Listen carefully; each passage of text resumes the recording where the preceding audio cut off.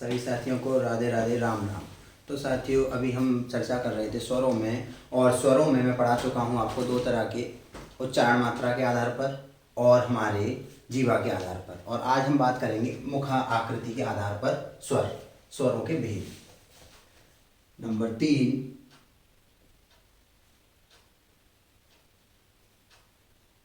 मुखा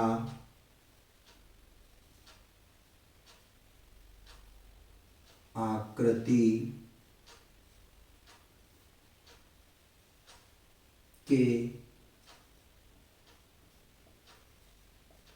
आधार पर स्वरों के भेद।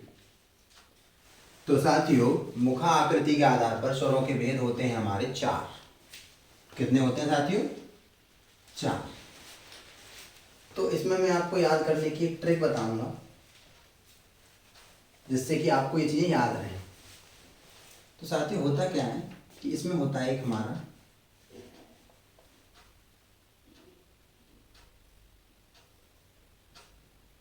विव्रत स्वर और एक होता है हमारा संवृत स्वर। तो साथियों, ध्यान से देखिए आप इनके पहले 2 अक्षरों को, जिसमें ये वाला और ये वाला। तो साथियों, इसमें आपको ओ दिखाई दे रहा होगा, ये ओ सा। याद रखने के लिए ट्रिक बता रहा हूँ साथियों में, ताकि आपको ये याद रहे। तो इसमें ओ सा दिखाई दे रहा होगा, तो ओ से बनेगा साथियों हमारा ओपन,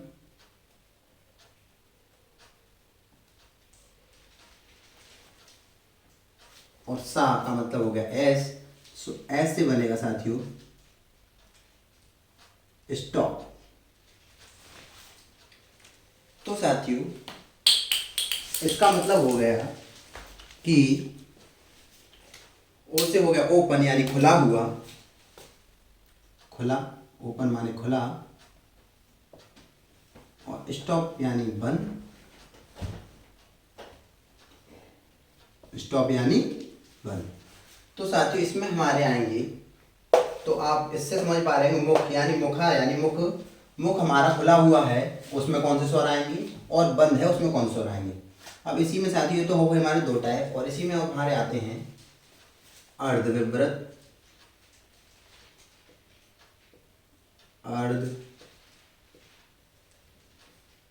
विव्रत। तो साथियों, अर्ध का मतलब आधा और विव्रत का मतलब खुला हुआ। वहीं यहीं पर आ जाएगा एक और हमारा अर्ध संवृत स्वर।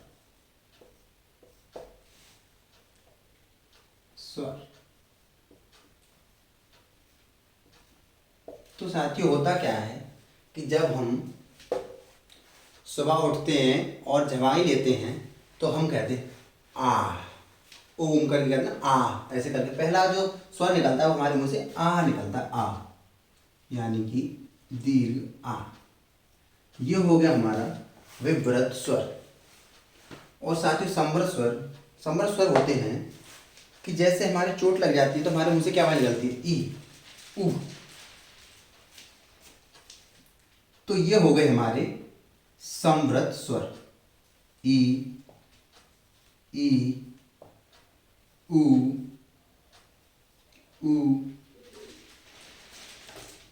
री। ये हुए हमारे संवृत स्वर।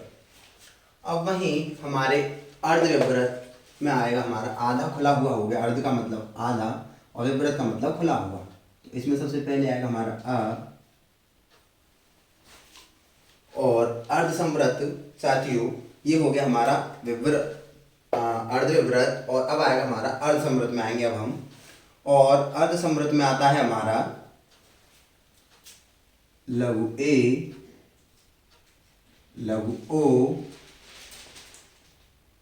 और बाकी का बचा हुआ साथियों आ जाएगा हमारा अर्ध विव्रत में। तो बाकी क्या बचा, दीर्घ ए, और दीर्घ ऊ। तो साथियों ये 4 होते हैं हमारे मुखा आकृति के आधार पर स्वरों के भेद। तो जिसे नोट करना हो नोट कर लीजिए। तो साथियों दरअसल इससे क्वेश्चन बनते हैं, जैसे कि मान लीजिए क्वेश्चन आ जाए आपका एग्जाम में कि विव्रत का अर्थ होता है। साथियों क्वेश्चन आ जाए एग्जाम में कि विव्रत का अर्थ होता है और आपको ऑप्शन दे दिए जाए कि खुला हुआ, बंद, आधा खुला हुआ, आधा बंद। तो आप इससे ध्यान से देखें कि विव्रत का अर्थ वी व ओ नजर आ रहा है इसमें, ओ से ओपन, ओपन का मतलब खुला हुआ। तो आप समझ जाएंगे कि विव्रत का अर्थ होता है खुला, खुला हुआ। तो साथियों आपको उम्मीद करता हूं कि ये अच्छा लगा होगा और नोट कर लीजिए आपको। और अब हम बात करेंगे ओष्ठ के आधार पर स्वरों के भेद। अब हम चर्चा करेंगे साथियों नंबर 4, ओष्ठ के आधार पर स्वरों के भेद। नंबर 4,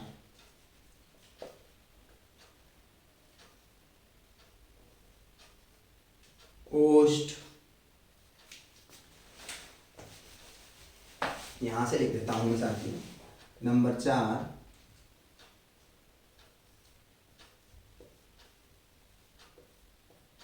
ओष्ठ के आधार पर स्वरों के भेद। तो साथियों ओष्ठ के आधार पर हमारे स्वरों के भेद होते हैं 2। साथियों दरअसल होता क्या है कि अभी हमने इससे पहले पढ़ाया था मुखा आकृति के आधार पर। तो दरअसल इस स्वरों में जो बताया गया है कि जो हमारा मुख जो होता है उसमें होठ काउंट नहीं होते हैं, इसीलिए ये ओष्ठ यानी होठ की आकृति पर आधार पर अलग स्वर में डिफाइन किया गया है। और ये भी 2 टाइप के होते हैं। और जो हमारा मुख लगाया जाता है वो हमारे दांतों तक काउंट होता है साथियों। तो इस वजह से उसमें वो टाइप था और ये ओष्ठ के लिए अलग टाइप दिया गया है, इसमें अलग तरीके से है। तो ओष्ठ के आधार पर हमारे 2 तरह के स्वर होते हैं और वो अभी हम यहाँ पर नोट करने वाले हैं।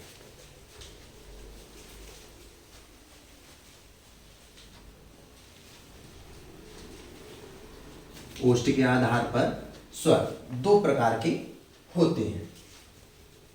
तो ओष्ठ से आप समझ ही पा रहे होंगे कि ओष्ठ का मतलब हो गया हमारा होठ, और होठ जो हमारा होठ की हमारी आकृति जो होगी उसी के आधार पर होंगे हमारे ये स्वर कि हमारा होठ जो है किस तरीके की आकृति ले रहे हैं। तो कुछ मेरे साथी जो जानते हैं वो तो समझ ही गए होंगे, लेकिन जो नहीं भी जानते होंगे वो भी कहीं ना कहीं पहुंच ही गए होंगे कि होठ की बातें हो रही हैं। तो होठ की आकृति तो दो ही टाइप की होती है, वो भी आप समझ ही गए होंगे। तो वही उन्हीं पर हम चर्चा करेंगे साथियों, उन्हीं पर हम चर्चा करेंगे। चर्चा कुछ इस प्रकार है साथियों कि ओष्ठ के आधार पर 2 प्रकार के स्वर होते हैं। नंबर 1 वृत्ताकार, नंबर 1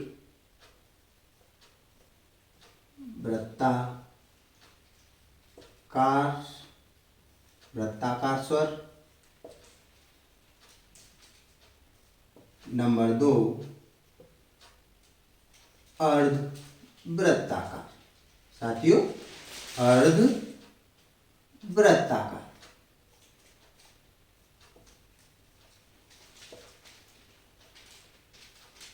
स्वर नंबर 2 अर्ध वृत्ताकार स्वर। वृत्ताकार यानी इस टाइप से और अर्धवृत्ताकार यानी कुछ इस टाइप से हो गए। तो साथियों वृत्ताकार में आप समझ ही पा रहे होंगे कि हमारे कौन कौन से आ सकते हैं साथियों। तो वृत्ताकार में आएंगे हमारे उ, लघु उ, दीर्घ उ, लघु ओ, दीर्घ ओ। ये हो गए हमारे वृत्ताकार स्वर।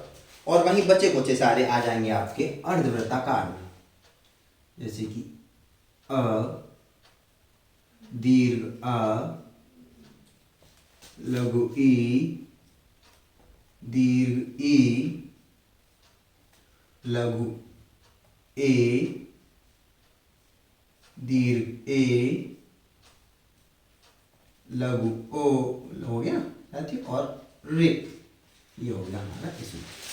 ये हो गए हमारे अर्ध वृत्ताकार। तो साथियों ओष्ठ के आधार पर अब हम आपको समझा पा रहे होंगे कि ये दो तरह के कौन कौन से होते हैं, और आप समझ भी पाए होंगे। मैं उम्मीद करता हूं कि मैं आपको ये पॉइंट समझा भी पाया हूँ साथियों।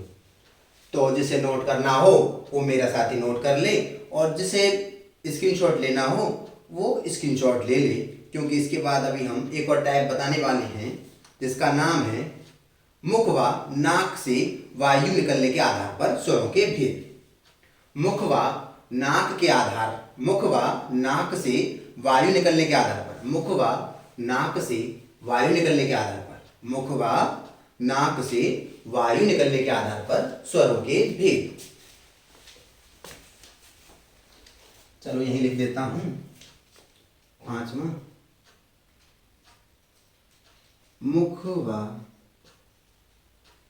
नाक से वायु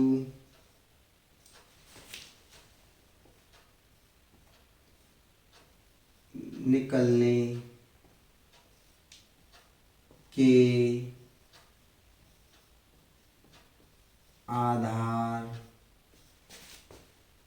पर स्वरों के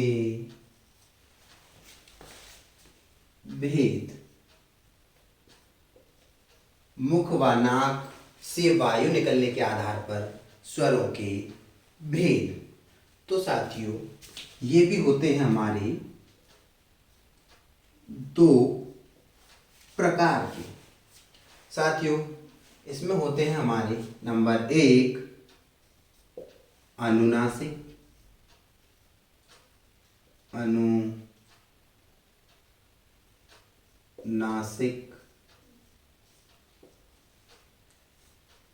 अनुनासिक स्वर।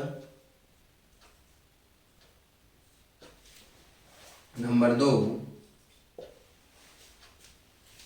निरुनासिक,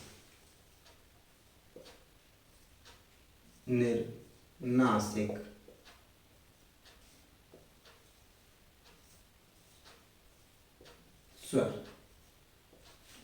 तो साथियों जैसा कि आप पढ़ के समझ पा रहे होंगे, और जो मेरे साथी ना समझ पाए मैं उन्हें बता दूं। अनु का मतलब होता है मुख, और नासिक का मतलब होता है नाक। मुख प्लस नाक, इसमें दोनों से वायु निकलेगी। और निरुनासिक, नि का मतलब नहीं, निर का मतलब नहीं, निर का मतलब नहीं, और ना का मतलब नासिक, यानी नासिक से निकलेगी इसमें आपकी, यानी नाक से, केवल नाक, इसमें केवल नाक का प्रयोग होगा साथियों। ऊपर वाले में केवल मुख का, और नीचे वाले में केवल नाक का। ये दो टाइप के होते हैं हमारे मुख व नाक।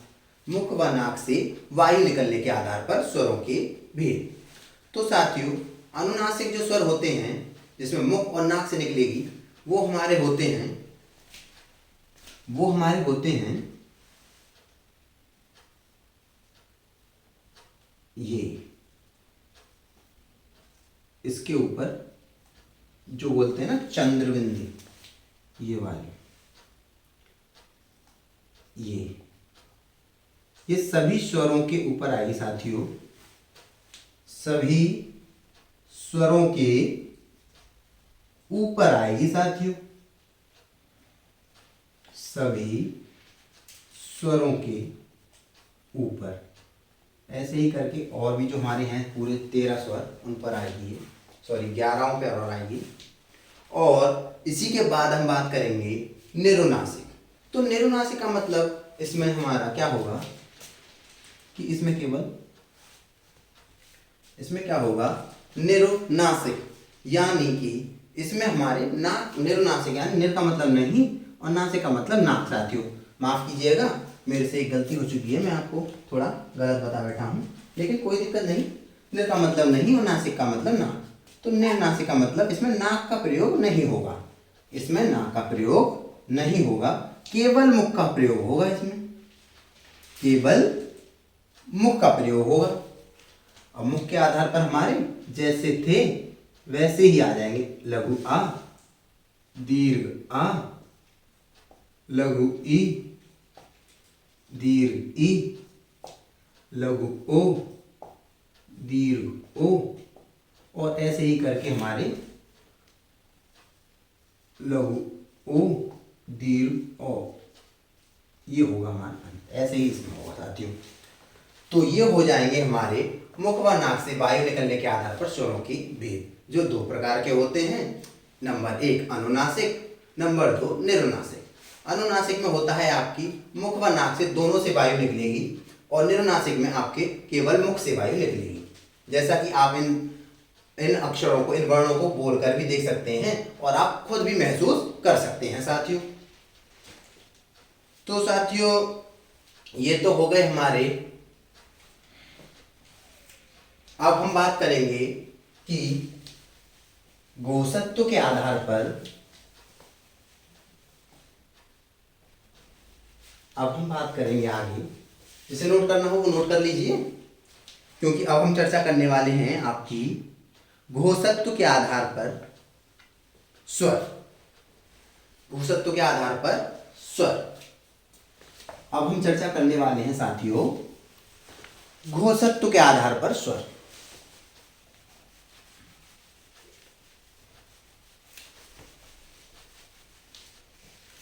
साथियों ये जो मैं कराने जा रहा हूं, इससे आपको संधि में काफी सहायता मिलेगी और आप संधियों को यूं ही समझ जाएंगे, क्योंकि आधी से ज्यादा चीजें मेरी जो होंगी वो आपकी वर्णमाला में ही संधियां कंप्लीट हो जाएंगी। और आप जब मैं आपको संधियां कराऊंगा तो आप खुद देखेंगे कि ये तो हमने स्वर में ही पढ़ लिया था।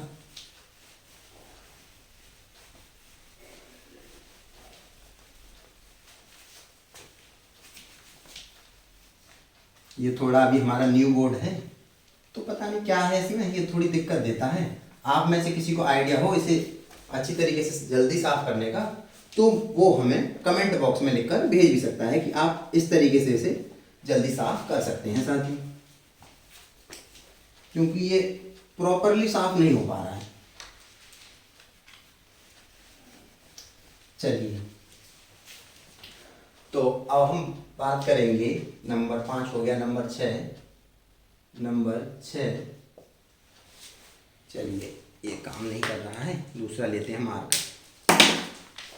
ये थोड़ा कर लूँ इसे, नंबर 6 के लिए है हमारा घोषत्व के आधार पर।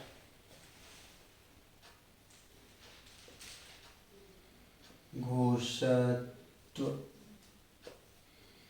के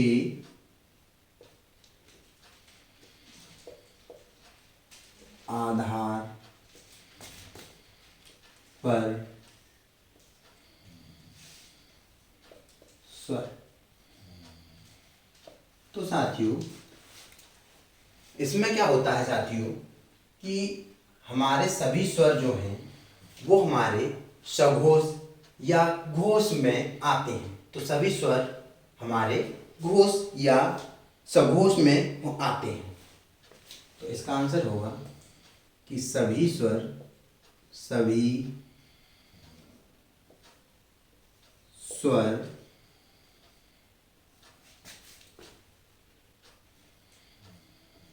सघोष या घोष होते हैं। घोषत्व के आधार पर स्वर, तो साथियों सभी स्वर सघोष या घोष होते हैं। घोषत्व के आधार पर सभी स्वर जो है हमारे सघोष या घोष होते हैं। अब हम बात करेंगे साथियों इसी में 7वां पॉइंट जो आता है, ये तो हो गया 6वां। अब 7वां पॉइंट जो आता है कि प्राणत्व के आधार पर स्वर। प्राणत्व, प्राणत्व के आधार, प्राणत्व के आधार पर स्वर। तो साथियों, प्राणत्व के आधार पर स्वर जो होते हैं हमारे, वो हमारे आते हैं अल्प प्राण में। साथियों, सभी स्वर, सभी स्वर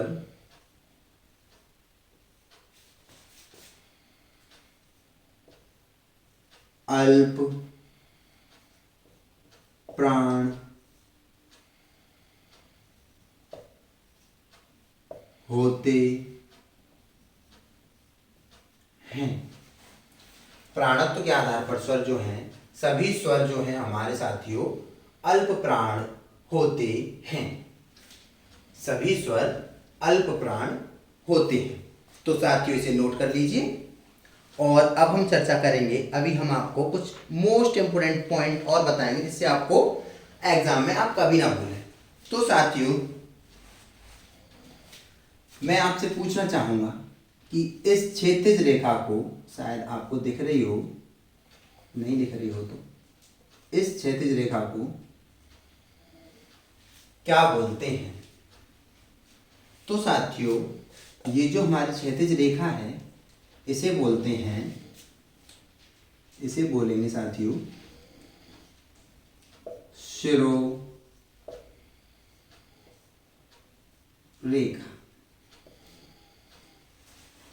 इस क्षैतिज रेखा को बोलेंगे साथियों शिरोरेखा। और साथियों, इसमें ये जो आती है, ये इसे बोलते हैं खड़ी पाई। क्या बोलते हैं साथियों इसे? इसे बोलेंगे खड़ी पाई। अब साथियों, अब हम आपको बताएंगे बिंदु जो कि आप कभी नहीं भूलेंगे और काफ़ी बार पूछे जाते हैं एग्जाम में और काफ़ी इंपॉर्टेंट हैं, और आज आपको जो बता दी जाएंगे तो आप कभी नहीं भूलेंगे साथियों। तो साथियों, हमारे पास 4 बिंदु और आएंगे इसमें। तो अभी हम आपको बताने जा रहे हैं वो 4 बिंदु कौन कौन सी होती है। तो साथियों, यहाँ पर जो बिंदु आता है इसे बोलते हैं पंचमा अक्षर बिंदु। पंचमा अक्षर बिंदु। क्या बोलते हैं साथियों इसे? पंचमा अक्षर बिंदु। साथियों, वहीं यहां पर आता है तो इसे तो मैंने आपको बता ही दिया है कि इसे बोलते हैं अनुस्वार। अनुस्वार बिंदु, ये हो गया हमारा अनुस्वार। क्या हुआ साथियों? ये हो गया हमारा अनुस्वार। वहीं साथियों, एक यहां पर आता है, इसे बोलते हैं द्विगुण।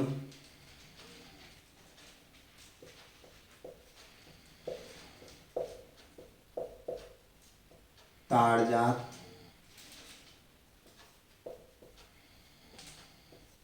ये इस बिंदु को बोलते हैं साथियों, ये मैं थोड़ा, और उच्छिप्त।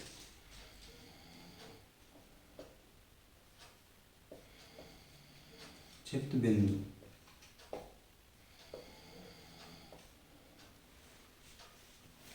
वही साथियों, एक बिंदु आता है हमारा यहां, जो आपने देखा होगा लगा हुआ, जिसे बोलते हैं हम नुक्ता। क्या बोलते हैं साथियों इसे? नुक्ता। तो साथियों, मैं उम्मीद करता हूं कि मैं आपको चारों बिंदु समझाने में कामयाब रहाऊंगा और आपको ये वीडियो पसंद भी आएगी। तो साथियों, इस वीडियो को लाइक, शेयर और कमेंट कीजिएगा। और साथियों, मैं उम्मीद करता हूँ अगर कोई भी कमी लग रही हो तो आप बेझिझक कमेंट कीजिएगा, ताकि मैं अपनी वीडियो में और इम्प्रूव कर सकूं और आप सभी को और अच्छी नॉलेज दे सकूं हिंदी के बारे में, ताकि आपका एग्ज़ाम काफ़ी हद तक अच्छा हो। तो साथियों, इसी के साथ आज की क्लास ख़त्म करते हैं। जय हिंद, जय भारत।